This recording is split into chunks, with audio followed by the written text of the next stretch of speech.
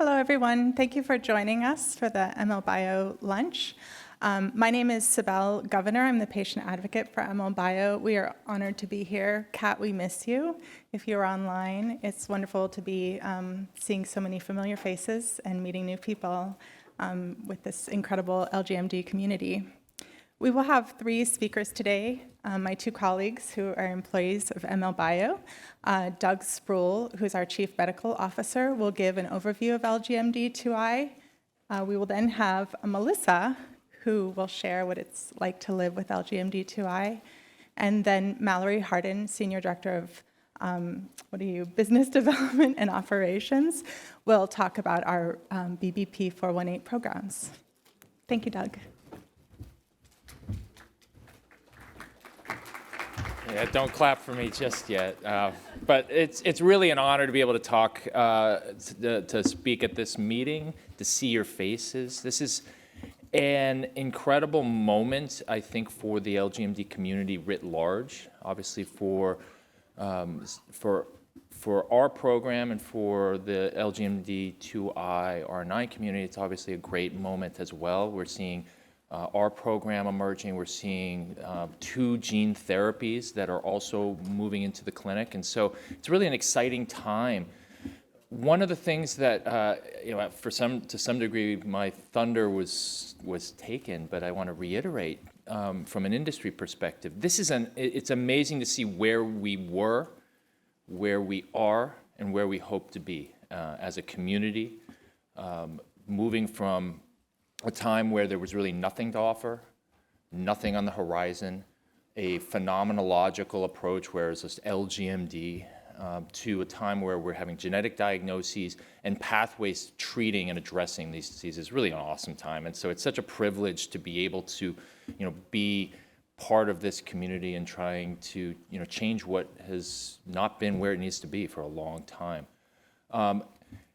This is boilerplate legalese. ML Bio, I am a dark side, slick pharmaceutical person, and everything I say should be taken with a giant grain of salt. But I'm speaking as a clinician and as a physician who's went into this field and remains in this field because of the importance and critical need that we have. Anything we say regarding our program is obviously subject to that sort of review. I'm going to talk briefly about LGMD2I R9. Why do you care? It's either your disease or it's not.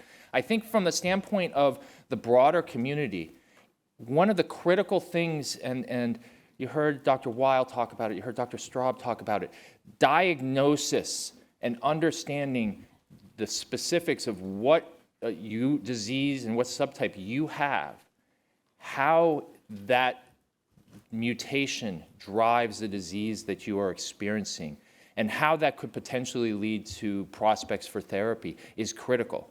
Diagnosis, and management. So Dr. Straub talked a lot about the standards of care. There's no time, it's always been critical, there's no time as critical as now. Keeping your health as strong and as potent as possible in advance of and hopefully in conjunction with therapies as they emerge. And this is a blanket statement that's critical for every member of our community.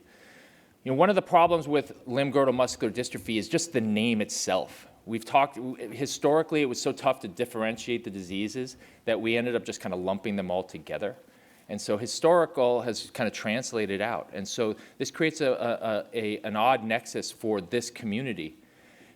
There's victories that are on the individual level and for specific subpopulations, but these victories that we hopefully will see over the coming years, emergence of therapies, is really a victory for the entire community. And while it will not directly necessarily benefit you, a treatment emerging for a different subtype of limb-girdle muscular dystrophy, the advances, the passion, the acceleration of development, and the creation of pathways that will accelerate and streamline treatment make it so that it's really important for us to be united as a community as we advance things.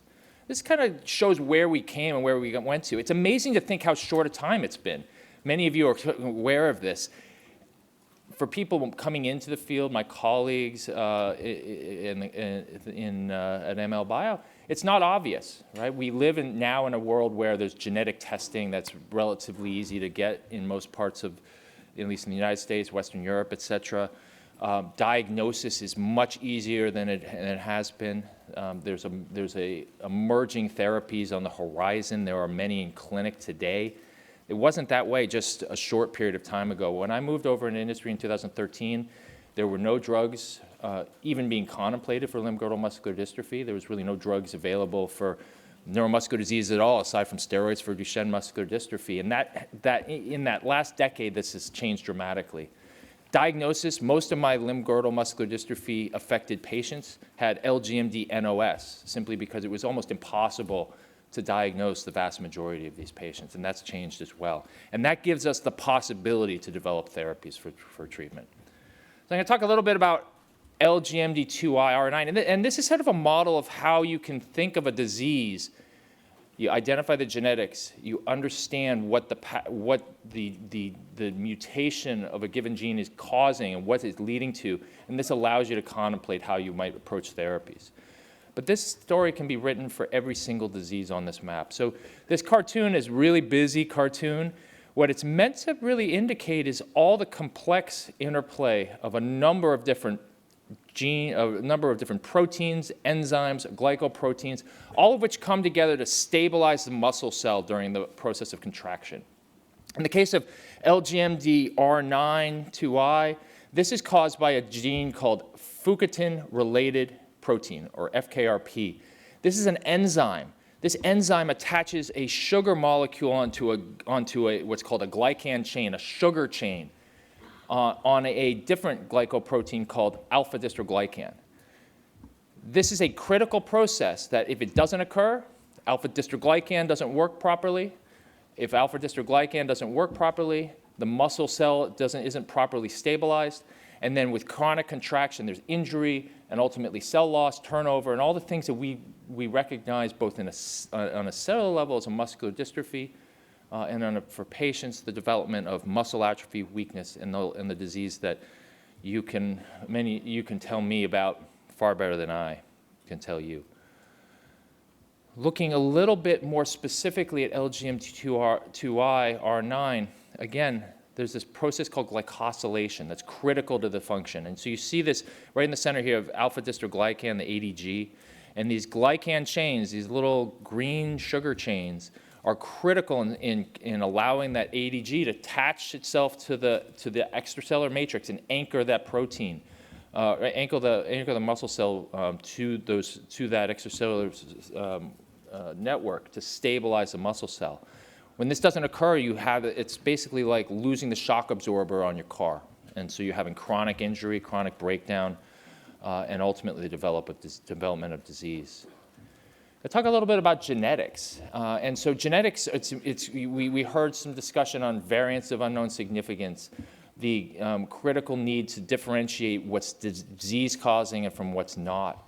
And this also impacts how we think about disease and understand the pathway and the development and the natural history that we expect to see over time. In LGMD2I, there's what's called a founder mutation. This is a mutation called the Viking mutation by some, L276I. This is a mutation that's seen predominant in patients who can trace Nordic ancestry. And so it's seen in very common populations in Northern Europe and places where Swedes, Danes, et cetera, settled in the upper Midwest of the United States in particular. And about 2/3 of patients will have homozygosity for L276I. And so this group of patients typically presents somewhat later. They have a somewhat less rapidly progressive disease course compared to patients who have other genotypes where it's typically more severe. And so understanding the genetics, understanding the genetic mutation that you have, both underlies how you understand the diagnosis, the formal diagnosis for which you might be affected. And in certain circumstances, and as we become more sophisticated in the future, it will help us really understand how the disease course that we would expect for an individual patient. And this is something that's going to, as we develop evidence and experience, it's going to become increasingly critical in understanding what should happen, and then conversely, the impact potentially of a therapy on an individual patient level. And so this is one of those things that, there's mention about natural history studies. It is the most critical thing that we can have, is getting the data, as much of an understanding as we can of the nature of a disease, how it progresses, how it changes over time, and how we can measure that change over time. And so I really encourage everyone here to be as involved as they're able to be to advance the field as quickly as possible. It's also important for us in industry to really hear back from you. And one of the things that's been really helpful, extraordinarily helpful for us as we've moved our program forward, is to hear from patients about what are the things that affect their lives. What are the things that make life difficult? What are the fears? What are the concerns? What are you looking for in a therapy? And so we had the opportunity and the privilege to hear from patients. And many of you participated, I am sure, in the patient-focused drug development meeting. We've also, as a company, we've held a number of patient engagement surveys to really understand the disease better. What we've understood from patients were specific to LGMD2I is that from the standpoint of what symptoms are the most severely affecting of daily life, it should be no surprise to many in this audience: difficulty walking, transferring, particularly toileting, et cetera, fatigue, and concerns and social isolation related to that. When we look at what are the biggest impact, is it the arms, the legs, is it core transfers? When we pay from patients with LGMD2I, we understand that it's really both. It's really a whole picture. And so, development of therapies, development of assessments, and impact therapy needs to take into account the whole person. When we talk about the disease and how it's managed under the current standard of care, which, as we know, is supportive and symptomatic, there's really a lack of sufficiency. People do not feel that their symptoms are very well controlled at all, and this is obvious to everybody in this room. There's a critical need to move therapies into the clinic as quickly as possible. And then there's a question of what would be a benefit. We all want a cure, right? That will be amazing, and we hope is looming in the near future. But short of a cure, what would be a benefit? And what we've heard very loud and clear from the community is that obviously we want to gain function. We want to get better. But even just stabilizing things, keeping things from getting worse, and giving us time for additional things to come online is a major win for patients on the individual and the community at large. And that's the feedback that has really driven a lot of how we've approached our clinical program.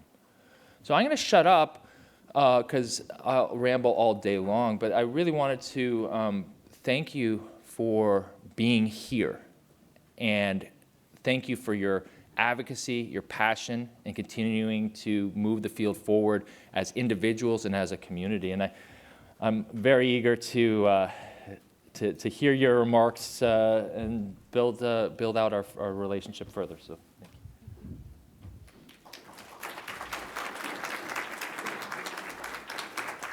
Well, I'm really excited to be here today to share a tiny bit of my story, which I think in many cases is probably a lot of people's story. I was so excited, I was like, I'm going to lose 10 pounds. I'm going to set a goal to lose 10 pounds before the conference, and I only have 15 to go. So that's good. I was 18 when I went to my general practitioner after my first semester at college, and I said, oh, look, as I was leaving, I had passed my physical with flying colors, and I said, oh, look, I'm double jointed, because I'm always joking around. He said, come back here, I want to take a look at that. And so he felt around. I'm like, okay, enough feeling around on me, you know. But then he was like, no, I want to check this out. So he sent me for a lot of extra tests and different things. And then they sent me to a neurologist, muscle biopsies. And this is a long time ago. I know it's hard to tell. But they sat me down, and I think the doctor was about to cry. He was you could tell it was going to be hard for him to tell me. And he said, "You have limb-girdle muscular dystrophy." And I thought, oh, great, I have a wacky Jerry Lewis disease. You know, it was just like, okay, well, what do I do about that? And he said, there's nothing we can do. And I'm like, well, so what does that mean, you know? He's like, well, eventually you'll be in a wheelchair. You'll get slowly worse and get weaker and weaker until you're in a wheelchair. He really didn't have a lot of guidance. I said, well, would working out help? Would eating right help? We don't know, we don't know, we don't know. And so for every year, for 25 years, I went to the doctor once a year, the neurologist, and I said, well, the same 30 questions. I don't know, we don't know, I don't know. And I said, well, do we know a directional hypothesis? Like, is exercise helpful or hurtful? We don't know, I don't know. This went on for so many years. One year I was feeling kind of salty, and he said, so shall we schedule you for next year? I said, well, why don't I just tape record you saying, I don't know, 30 times. And every year I'll just play that and save us all a lot of trouble. But I think it was just because it was so frustrating. And initially when I was diagnosed, I didn't tell anyone because I thought if I tell my mother, she's going to be so worried, so upset, then I'm going to have to take care of her. And I needed to wrap my head around it. So I went back to college. I didn't tell anybody for a while. And eventually I started thinking, well, okay, you know, I'm in college for a theater scholarship for stage acting. That's going to be impossible to do in a wheelchair because it's very tough to make a living as a stage actor to start with. And I thought, okay, I need to change course here. I thought, well, you know, what do I like about stage acting? Well, you have to examine people and think of their motivations. And I thought, you know, that sounds like a psychologist, you know, studying motivation. And I could do it from a wheelchair. But I also was still going through a lot of really tough emotional stuff. I stopped eating, and I was really stressed out. And like many of you, I had those sort of feelings like, well, what does this mean? Am I ever going to get married? Or, you know, what about all my hopes and dreams? And, you know, you really grieve those things because these are things that you are like, here's a loss. And you have to come to terms with that over and over. And as you progress through your illness or your disease, you think, oh, gosh, I hate to admit it, but I think I need a cane. But I don't want a cane. Oh, I can make it work. I think of all the crazy things I've done to hide my disease in my early years. Like I would go on dates, and when he went to the bathroom, I would wait till he went to the bathroom before I'd stand up so he wouldn't have to see me. And some of these people are like, okay, and I'm just waiting for him to need to go to the bathroom. And then eventually he'd go, and then I could stand up. And these are the sort of kind of crazy things we do because we don't want anybody to know, because there is a lot of shame and embarrassment at first.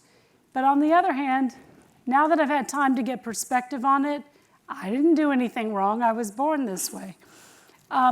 You know, as you get the next thing on your list, then maybe you need a walker. And then you have to re-grieve that. And then you need a scooter. And it's not just that, it's all these different things that you could do and now you can't do. And every time you do that, you have to get a new normal. A new normal, a new normal, a new normal. It's exhausting, and it's really stressful. And for 25 years, I didn't know one other person with my diagnosis of limb-girdle muscular dystrophy. But like you said, it was a wastebasket diagnosis. Just throw them all in there, you know. And so it was very lonely, and I didn't have anyone to help me figure out how to do things. I think the people in this room are some of the world's most creative people, because don't you do all sorts of crazy things to function every single day? Sometimes I think, God, that is genius what I just figured out. And, you know, we had to do that. I had to do that on my own because there really wasn't anything. Jerry Mandel's name has come up. He's been an early pioneer.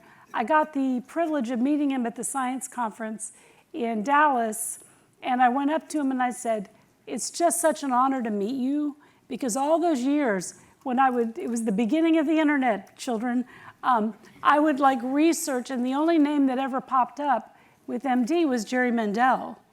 And I used to think, well, at least Jerry Mandel's looking out for me. So when I got to meet him, I told him that, and I got super choked up, and I was kind of embarrassed. But I was like, this guy, represented hope out there for us. And so now, as we are all here today, I also applaud you for coming. About 14 years ago, my neurologist told me about a conference in Iowa, the Wellstone Dystroglycanopathy. I remember that like disco right on top of me. That's how can't remember how to say that. But I heard about this conference in Iowa, and I went for the first time, and everybody was like, "Brr, I'm freezing. Oh, I should have brought a sweater, I'm cold." I thought, hey, maybe being freezing isn't a Melissa thing. Maybe that's a limb-girdle thing. Maybe that's something that I share with a lot of other people. And I found that very healing. And then in the conversations with the different people, I see Tara, I see Julie, Kristen, there's so many people, Sheila, and the wonderful spouses that are here. I'm looking at you. And my husband, I better call him out. And you too, Doug. I got to meet all these people in the same boat as me, and wow, was that incredible. And I'm sure I met the 2L people. Are the 2L people still here? Finding your little tribe of people is so core for surviving this. And I don't know if you're on the Facebook page, and I had a youngster tell me, that's for old people. Well, maybe so. But I will say this, you can crowdsource practical problems that your doctor's never even heard of or thought of. You get on that Facebook group for your tribe of people, and someone there has figured something out. And that's been very helpful. And so I've been going to that Wellstone conference for 14 years. And I know it's kind of scary being here today if you're brand new and you don't know people, but I really want to encourage you to reach out and make some connections with people, get their name and email, build friendships with them, friend them on Facebook, because these are the people that are going to help you get through this. And I can't tell you how supportive the Facebook group I've been on has been. I fell and broke my femur at the very beginning of COVID. It was a total scary nightmare. And I had hundreds of supportive messages from my Facebook people. And that really meant the world to me. I know when you come, the first time I went to the conference in Iowa, my comment on the comment card was, I have no idea what you're talking about. This science is way too high level. You've got to dumb this down for us. We don't know what you're talking about, but keep being smarter than me. Do that. And don't be intimidated if you're like, what is going on? Like if you don't get everything you hear. After 14 years of going, I'm kind of starting to get it finally. And I keep telling them on the comment card, dumb it down, dumb it. And when someone put the cake on the screen, I'm like, now that's what I understand, right? And I was so proud in Iowa when someone had the balloon and they said, you hold this balloon. Okay, you put a piece of tape, we'll put a needle in there. Now we can tape back over that hole. That's normal people. Now this is you, pop, and they just pop the balloon. We have no tape protecting our muscle. And that little image was very helpful to me. So don't be intimidated if you don't understand the science. Keep listening. You will eventually start to pick up on some of it, but honestly, it is very high level. And I really am so grateful for all the people here who understand what they're talking about and who are making that happen. But, it's so exciting going back to 1986 when I was first diagnosed and there was really nothing out there. And now we have so many things it's hard to keep up with it, which is amazing. The natural history study, I know that is something you go to where they measure how much worse you're getting. That's the simple version. But it's so much more than that. They are gathering data they need. So they can solve this problem. And there's a lot of things we cannot control with this disease, but being active and doing natural history studies, that's something we can control. I do anything that if they want blood, whatever you need from me, I'm gonna do it. Let's move this along, please. And I wanna do my part to do that. I also wanna say that hope is the most important thing we can have. I saw that the sign said, believe that hope is a possibility. I'm like, can't we just say hope is a possibility? It's like, don't try to convince me. I think there's so much to be hopeful for. And we just have to hang in there. And the way you're gonna survive this is getting your tribe of people and leaning on them. And this is not something that your friends and family are gonna understand fully. You know, it's something that you're gonna have to lean on other people in the same boat because they're the only ones that really get it. But I just wanna thank, I used to think, by the time I can handle where I am today, by the time this gets really annoying, they will have figured something out. So they must be really close because this is getting really annoying. We are on the verge, people, I know it. But you know, I just want to encourage you to participate in studies, join your group, find your tribe. The MDA has a lot of great stuff for advocacy. Paul Melmeyer is speaking tomorrow. Like if you had a lot of trouble on your plane flight, they've been working on it. If you have a seat elevator, they just got that passed through Medicare where that's covered. So it's very easy to get involved. So take that time to do it because it will not just help you, it will help other people. And that's one way we can find our power in this disease. But I really want to thank the companies like ML Biosolutions for working on our ultra-rare disease. This isn't like cardiac problems with 1 billion people. You know, it's a small group, and I really appreciate you paying attention to us because this is really hard living with this disease. It's very difficult. And knowing you're out there working on this for us, and there's things on the horizon and things happening, very exciting. So I just want to say thank you. And I appreciate you having me.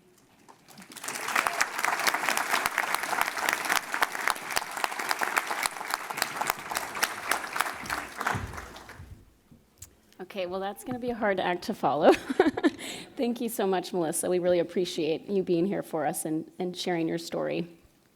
So I have the pleasure today to talk about some of our clinical studies in BBP 418, clinical studies for LGMD2I R9. So I want to tell you a little bit about how ML Bio was founded. ML Bio is committed to developing BBP 418 as a potential therapy for LGMD2I R9 as quickly and safely as possible. And our origin story really started in 2001 when we had a generous gift from the McCall and Lockwood families that supported creation of a research laboratory to look for a potential therapy for LGMD2I R9. In 2018, some key preclinical data was published that established the impact of BBP 418 in an LGMD2I R9 model from the McCall Lockwood laboratory at Atrium Health. Later in 2018, the ML Bio team was officially formed. And then in 2020, we submitted our investigational new drug application in the United States to the FDA. In 2021, we dosed the first patient in our phase 2 trial. And I'm pleased to share that earlier this year, we dosed the first patient in our phase 3 trial. And ML Biosolutions, as well as our parent company, BridgeBio, really strives to put patients first. We're passionate about fostering open relationships and transparent relationships with patients and families, as well as our patient advocacy partners. And the idea behind this is early input on our clinical development program that we hopefully helps put the patient experience at the forefront. And these are some of our patient advocacy partners. ML Biosolutions and BridgeBio maintain strong relationships with patient advocacy partners. Making weird noise. So many of these names on the screen you'll recognize, and I hope you take the time during this conference to go visit some of these tables and learn more about what some of these organizations are doing. So now I'm going to transition to tell you a little bit about BBP-418 and how the drug works in LGMD2I/R9. So Doug did a nice job explaining in LGMD2I/R9, the FKRP enzyme does not work properly. In healthy individuals, FKRP uses upstream substrate molecules to glycosylate alpha-DG. And as Doug described, that's critical for the function of alpha-DG. So we're going to use the example of a water wheel to make it a little bit hopefully easier to understand. So you may not have seen a water wheel in a while, but hopefully you recognize this. But a water wheel uses upstream water that's flowing into the water wheel to help it turn. So we're going to use this as an analogy for FKRP. So in this analogy, FKRP is the water wheel, and then the flow of water that's coming in is the substrate molecules that the enzyme uses to catalyze that critical process of glycosylation. So on the next slide, I'll talk a little bit about what does this look like in LGMD2I. So substrate supplementation therapy with BBP-418 has the potential to help the defective enzyme work well enough to glycosylate alpha-DG in LGMD2I/R9. So on the left-hand side, you'll see an example of what it might look like in LGMD2I/R9. We know that FKRP enzyme is not working well, and we've shown that as kind of a rusty water wheel that maybe isn't working so well. And so in this example, when the normal amount of water flows into the water wheel, it's not able to turn like it would if it wasn't rusty. On the right-hand side, we're showing what it might look like in the context of substrate supplementation therapy. So with substrate supplementation therapy, we're adding more substrate ahead of the water wheel or upstream to really help that enzyme work, or the water wheel.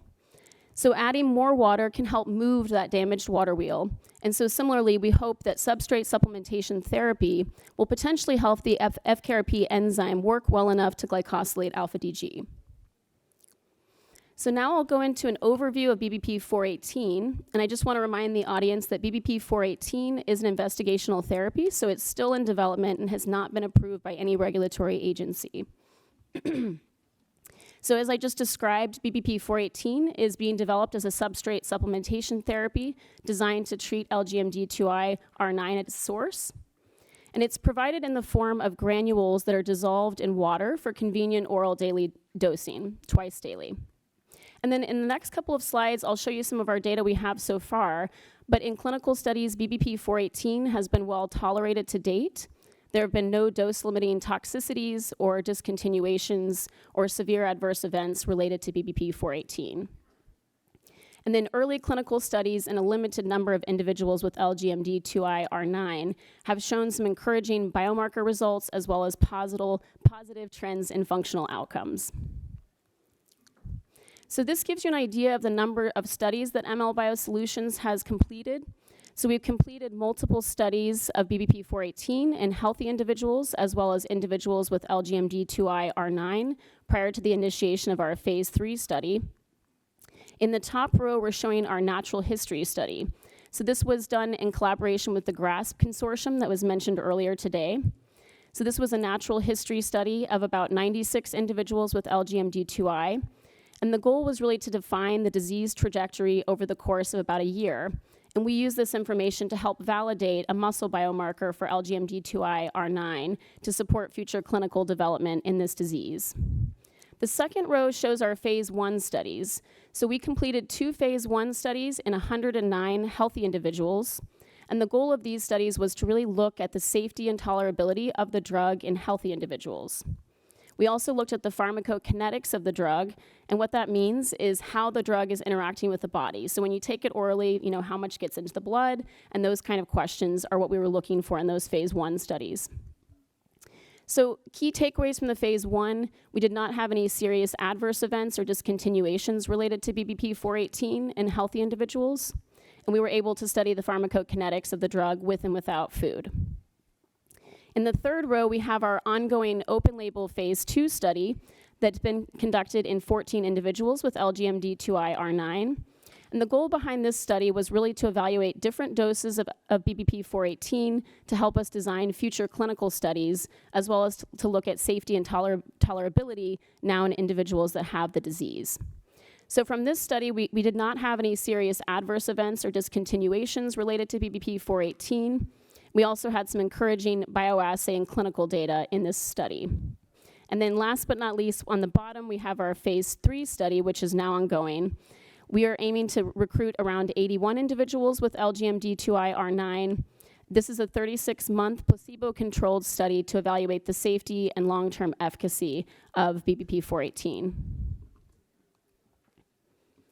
So I know we just have a few more minutes left, so I'm going to skip a few slides, and my colleague Doug is going to be speaking about these tomorrow in the clinical trial update, so don't worry. But data from our natural history study were important to help us validate a biomarker for LGMD2I/R9. So we were able to develop a novel bioassay that uses fine needle muscle biopsies to look at glycosylated alpha-DG levels in these samples. And what we saw from that study is that individuals with LGMD2I/R9 have less glycosylated alpha-DG than normal individuals, which is what we would expect based on the disease. And then I mentioned we have an ongoing open-label phase 2 study, so this just gives you a little bit about the design of the study. So this study was powered for safety and tolerability in individuals with LGMD2I/R9. And BBP-418 has been well tolerated in this small open-label phase 2 study with only minor GI-related adverse events. And I'm going to skip a few of these slides. We have some encouraging biomarker data that Doug will talk through tomorrow, as well as some promising clinical outcomes data looking at ambulatory measures as well as the NSAD. So with that, I will summarize where we are and where we're going. So today I've talked to you a little bit about the natural history study that we completed in individuals with LGMD2I/R9 across the US and EU in collaboration with the GRASP Consortium. We also completed the 2 phase 1 studies that I discussed in healthy individuals, and we have our ongoing phase 2 study in 14 individuals with LGMD2I/R9. We've had the pleasure of presenting these data at key neuromuscular conferences. We also conducted an online survey that helped really inform the design of our phase 3 study. So next steps, we are excited to continue enrollment of our Fortify phase 3 study. We are continuing to open sites in the US and beyond. We also have a new survey that we're working on about potential outcomes for new therapies in LGMD2I/R9. And if you're interested in this, please check out the LGMD News magazine or come by our table to help complete this survey. So we are dedicated to this community, and if you'd like more information, please visit our website or feel free to email us. We also have tables at the conference, and we'd be happy to come and have you talk with us. And finally, I want to make sure to thank all the most important people, all of the patients and their families that have contributed to our clinical trials or have supported us in other ways. We are extremely grateful. We'd also like to thank our patient advocacy partners for their consistent collaboration and support. Without all of you, none of this work would have been possible. So thank you so much.